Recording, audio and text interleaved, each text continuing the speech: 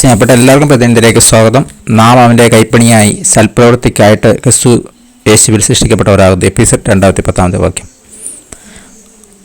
നാം അവൻ്റെ കൈപ്പണി, അവൻ്റെ മാസ്റ്റർ പീസ് ആണെന്ന് എപ്പിസോഡ് 210 പറയുന്നു. നമ്മൾ പരാജയങ്ങളെക്കുറിച്ച് ബോധവാനാകുമ്പോൾ അവർ നമ്മെ എത്രത്തോളം സ്നേഹിക്കുന്നുവെന്ന് അംഗീകരിക്കാനോ അവിടുത്തെ മുന്നിൽ നമുക്ക് മൂല്യമുള്ളവരാകാൻ കഴിയുമെന്ന് വിശ്വസിക്കാനോ ബുദ്ധിമുട്ടായിരിക്കും. എന്നാൽ നാം അവിടുത്തെ സ്നേഹത്തിന് അർഹരായതിനല്ല ദൈവം നമ്മെ സ്നേഹിക്കുന്നത്.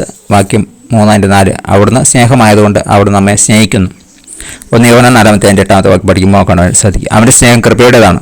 നാം നമ്മുടെ പാവങ്ങൾ മനുഷ്യരായിരുന്നപ്പോൾ യേശുവിൻ്റെ മരണത്തിലൂടെ ദൈവം നമ്മെ അവനിൽ ജീവിപ്പിക്കൊണ്ട് അതിൻ്റെ ആഴം കാണിച്ചു തരുന്നു. എപ്പിസോഡ് 2:5-8 വാക്യങ്ങൾ.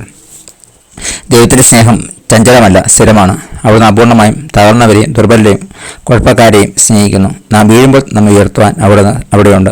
നാം അവിടുത്തെ നിധിയാണ്. നാം അവന് വളരെ സുന്ദരന്മാരും സുന്ദരികളുമാണ്. ദൈവ സ്നേഹമാണെന്ന് അറിയുന്നതിൻ്റെ അർത്ഥം എന്താണ്? നിങ്ങളുള്ള ദൈവത്തെ അനന്തമായ സ്നേഹത്തിന് സത്യം നിങ്ങൾക്ക് എങ്ങനെ അംഗീകരിക്കാനാവും?